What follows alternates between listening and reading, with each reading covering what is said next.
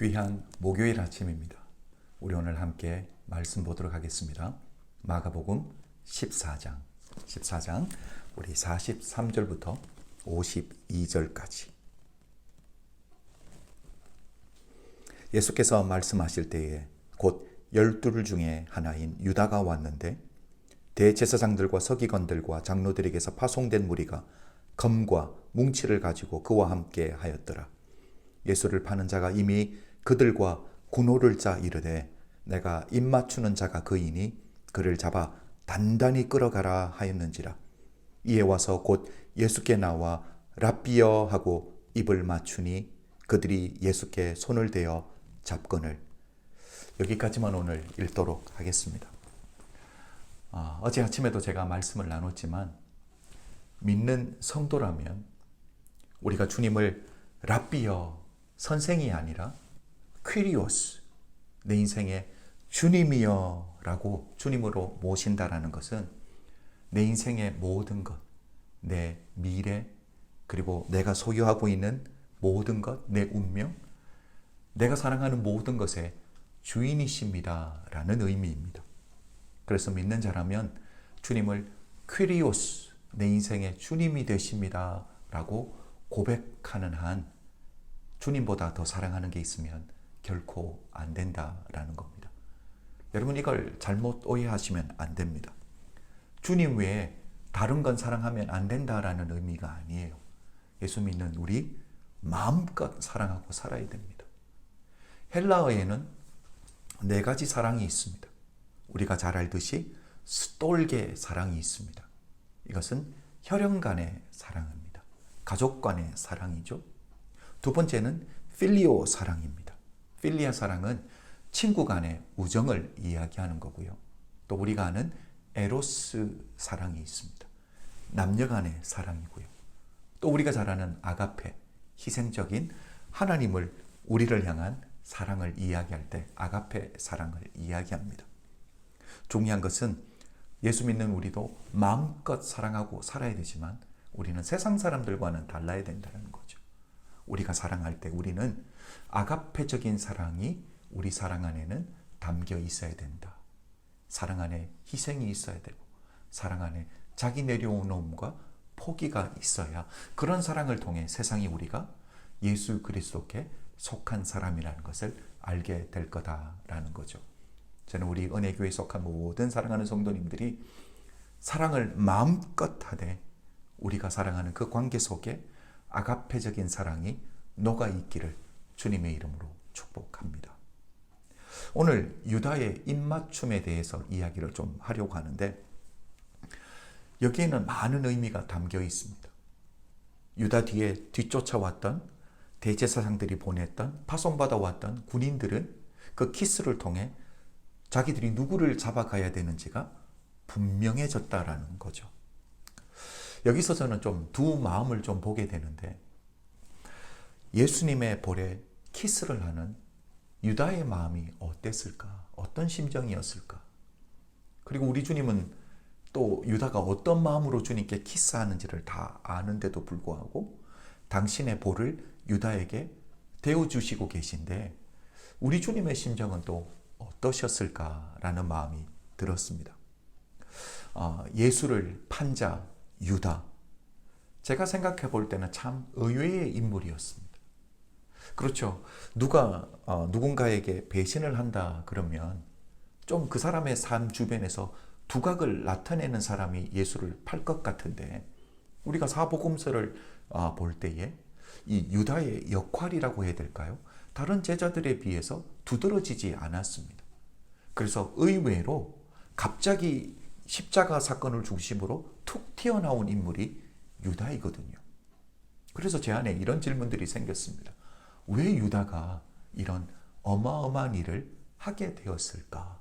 왜 예수님을 파는 자리까지 가게 되었을까라는 생각이 제 안에 들었습니다. 2014년 유다라는 소설이 출판되었습니다.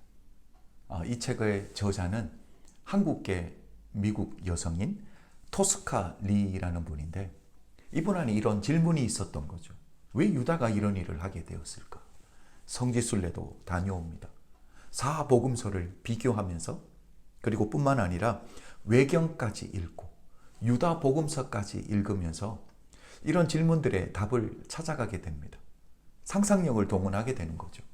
우리는 이미 유다가 예수님을 은삼신양에 팔고 그리고 그게 양심에 찔려 자살을 했다라는 그 선에서 사실선에서 끝나는데 이 여인은 질문과 상상력을 동원하게 됩니다. 유다도 유대인 중에 한 사람이었는데 거룩하게 율법을 공부하고 묵상하는 유대인이었는데 왜 여기까지 갔냐라는 거죠. 새로운 시대에 대한 꿈이 없었다라면 예수 공동체에 참여하지도 않았을 텐데 왜 여기까지 갔을까? 다른 제자들과 같이 예수님에 대한 실망, 예수님이 꿈꾸는 새로운 세계와 자기가 꿈꾸는 새로운 세계가 맞지 않은 것에서 오는 실망이었다라는 거죠. 예수님이 예루살렘 입성하실 때에 군중이 예수님을 환영하는 그 모습을 보면서 유다 안에 또 다른 제자들 안에 어떤 마음이 있었겠습니까?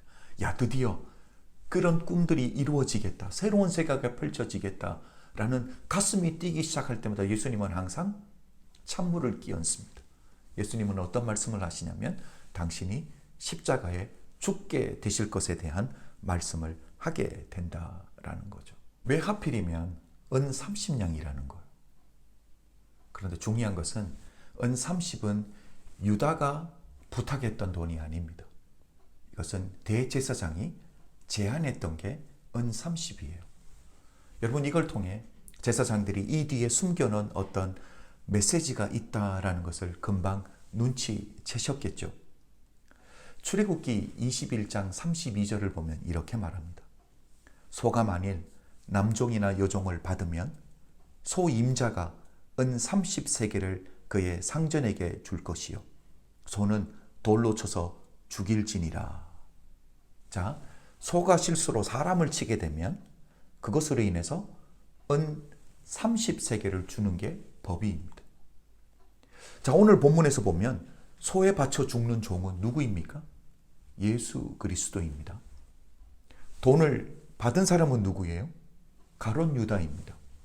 그렇다면 종 대신 예수 그리스도를 받아 죽이는 소가 누구냐라는 거예요.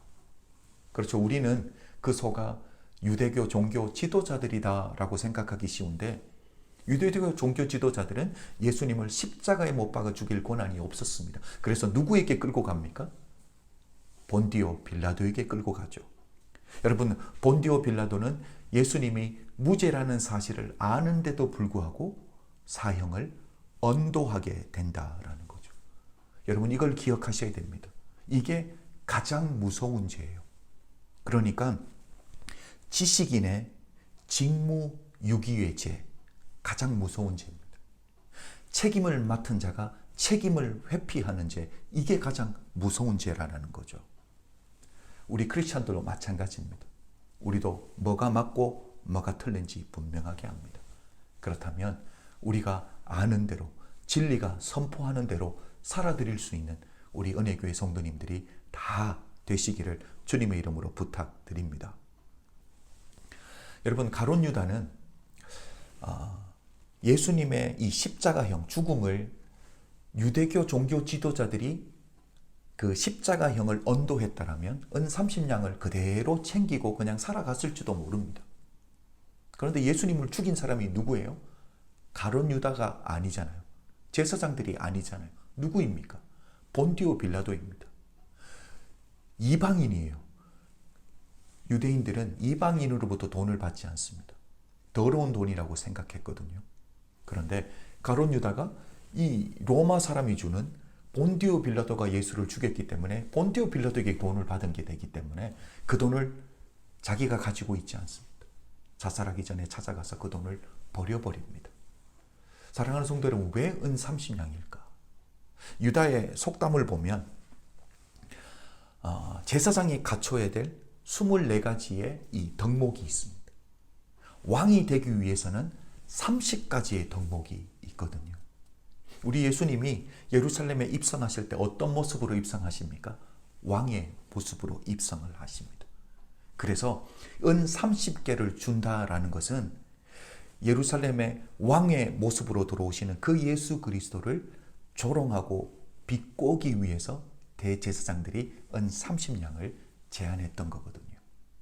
사랑하는 성도 여러분, 우리 주님은 이 땅에 우리를 구원하러 오신 메시아로 오셨습니다. 이 가운데에 우리가 좀 돌아보기를 원하는 것은 제사장들은 제사장의 직무를 유기합니다. 총독은요, 빌라도 총독 역시 자기의 책임을 지식인의 직무유기의 죄를 범합니다. 우리 예수 믿는 우리, 진리를 가지고 있는 자들입니다. 진리를 가지고 있는 우리가 진리를 깨닫고 붙들고 전하지 않으면 그게 죄가 된다는 사실이. 진리를 아는 우리 은혜교회 모든 성도님들은 생명 대신 십자가의 진리를 전할 수 있는 모든 분들 되시길 주님의 이름으로 부탁드립니다. 기도드리겠습니다. 사랑해 주님 감사합니다. 오늘도 주님 우리에게 말씀 주신 것 감사하고 진리를 주셨으니 그 진리를 붙들고 전하는 책임을 다하는 예수의 사람들 다 될 수 있도록 은혜 베풀어 주시옵소서. 감사드리며 예수 그리스도 이름으로 축복 기도드렸사옵나이다. 아멘.